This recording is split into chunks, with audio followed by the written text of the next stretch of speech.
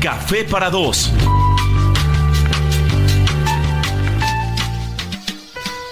Fly me to the moon and let me play among the stars. Let me see what spring is like on Jupiter and Mars.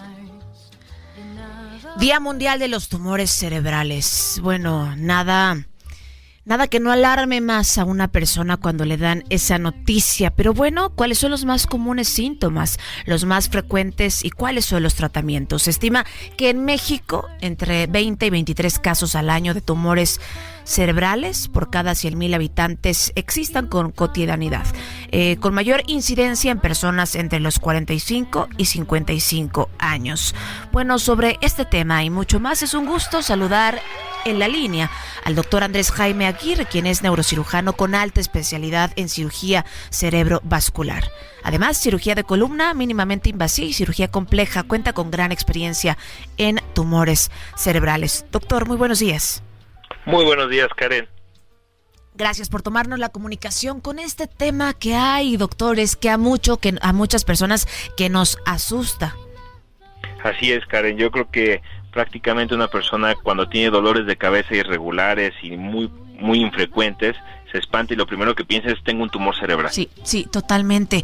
¿Y cuáles podrían ser? Bueno, entender en principio, ¿cuántos tipos de tumores cerebrales tenemos? ¿Existen? Bueno, existen clasificación de dos grupos muy importantes de tumores, que son los tumores metastásicos, que es la principal causa de presentar un tumor dentro del cerebro, secundarios a metástasis de otro tipo de cáncer en nuestro cuerpo, cáncer de pulmón, de mama, renal, melanomas, etcétera.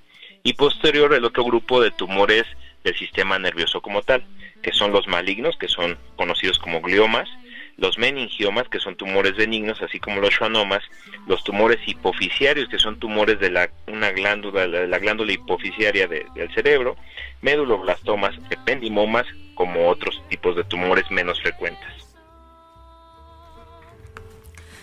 Qué importante, bueno, aprender sobre la medicina preventiva también, doctor, en estos casos. ¿Cuál podría ser uno de los síntomas con el que podríamos pensar en tener algunas alertas? ¿Qué te parece si me cuentas todo el detalle al volver? Y si me acompañas a un corte te voy a agradecer porque este es un tema relevantísimo. Pues bueno, si también decirles que aproximadamente, según información que tenemos de la Secretaría de Salud, la mitad de estos casos son de alto grado. Pero tú como experto ya nos dirás todo el detalle. ¿Nos acompañas a un corte? Claro que sí, Karen, con gusto. Gracias. Esto, desde luego, en el marco, del Día Mundial de los Tumores. Esto es Al Aire, ya volvemos con más información. Gracias por continuar con nosotros. Estábamos hablando precisamente, bueno, en el Día Mundial de los Tumores Cerebrales, cuáles son los más comunes, cuáles son los síntomas más frecuentes y posibles tratamientos. Qué gusto tener en la línea y continuar platicando con el doctor Andrés Jaime Aguirre. Doctor, gracias por seguir con nosotros en la línea.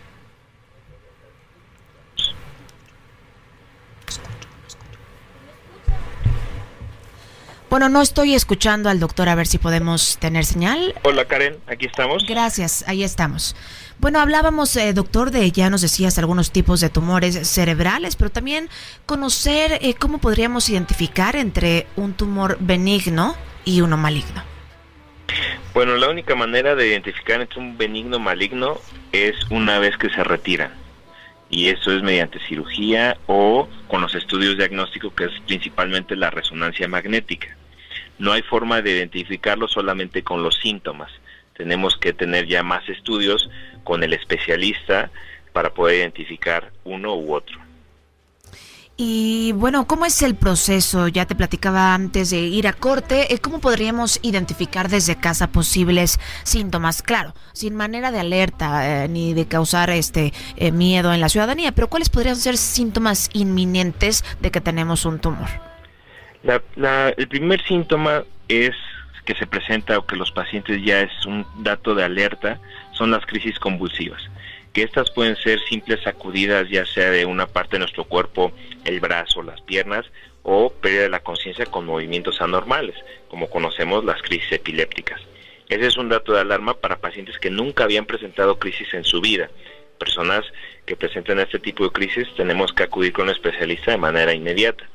así como la presencia de dolores de cabeza que han ido aumentando durante los previos meses, que inclusive aumentan con la actividad física, con los cambios de postura, que se acompañan con náuseas, vómitos, problemas cognitivos, de personalidad, cambios de entumecimiento en alguna de las extremidades, problemas de equilibrio, cambios en la visión. Normalmente se presentan muy frecuente en estos pacientes problemas de la audición o alteraciones del habla. Estos serían de los datos de alarma que pudieran indicarnos que está pasando algo dentro de nuestro sistema nervioso central. Problemas de audición, es decir, dejar de escuchar.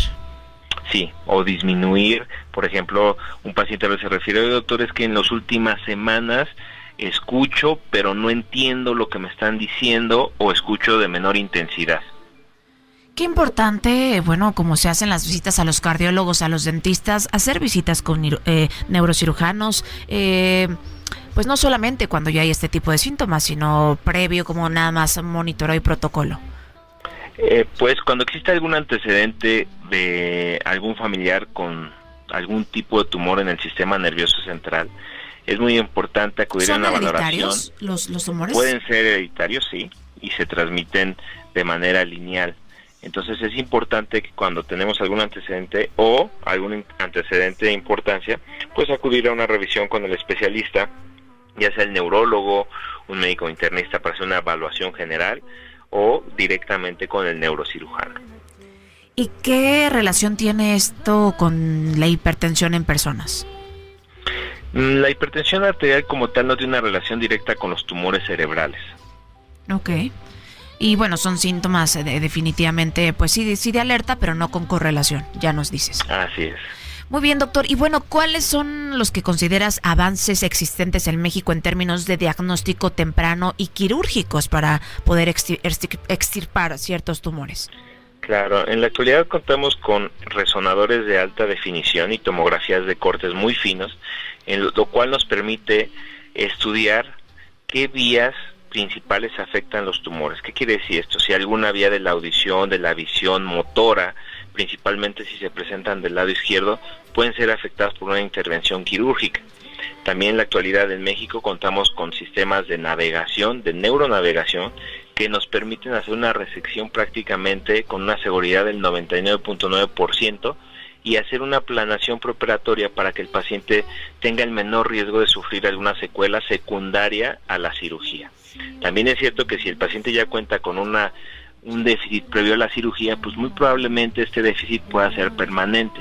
Pero si hacemos un diagnóstico a tiempo con este tipo de estudios, podemos hacer una planeación y realizar una extirpación de los tumores de manera segura. También tenemos medios que nos permiten que en el momento de la cirugía podamos aplicar un medicamento vía intravenosa, lo cual hace que el tumor o las células malignas tengan una fluorescencia con diferentes tipos de filtros que utilizamos en los microscopios. Uh-huh. Y eso nos permite hacer una resección mucho más segura para el paciente. Sea benigno o maligno, hay que retirarlo. Así es. Y bueno, obviamente tenemos nosotros guías terapéuticas dependiendo de los tamaños. También hay cirugía sin abrir el cráneo, como es la radiocirugía, que nos permite hacer grandes cantidades de radiación dentro de un tumor, que esto va a afectar al crecimiento del tumor, inclusive a curarlo. Qué maravilla. Y bueno, esas son posibilidades. Ya si es benigno, pues qué buenas noticias. Y si es maligno, ¿ahora qué hago? Si es maligno, pues continúa un tratamiento multidisciplinario con radioterapia y quimioterapia, que esto nos va a disminuir la frecuencia de crecimiento del tumor o permitirnos un pronóstico de vida más longevo. Si es muy maligno, en este caso como los glioblastomas multiformes o los gliosarcomas, uh-huh, pues también nos ayuda a tener una calidad de vida en los siguientes años, muy factiblemente, o lo que se ha estudiado mundialmente, 5 años, ¿no? De 2 a 5 años. Pues aquí está, qué importante pues hablar sobre estos temas, desde luego, ya decíamos, en el marco del Día Mundial de los Tumores Cerebrales. Ya nos decías, doctor, rápidamente cuáles son estas características para identificarlos, además de las posibles convulsiones.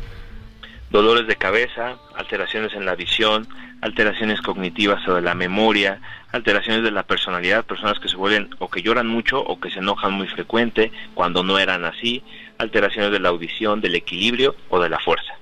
Pues ahí está. Si ustedes tienen alguno de estos síntomas, piénsenlo, acudan con expertos. Y desde luego, doctor Andrés Jaime Aguirre, ¿nos puedes compartir tus redes sociales o número de contacto para quien de la audiencia pues buscase más información? Claro que sí, me encuentran como doctor Andrés Jaime Aguirre en mis redes sociales, Instagram, TikTok y en mi página de internet que es doctorandresjaime.com. Pues ahí lo tienen. Gracias, doctor Andrés Jaime Aguirre, neurocirujano con alta especialidad en cirugía cerebrovascular. Muy buenos días. Buenos días.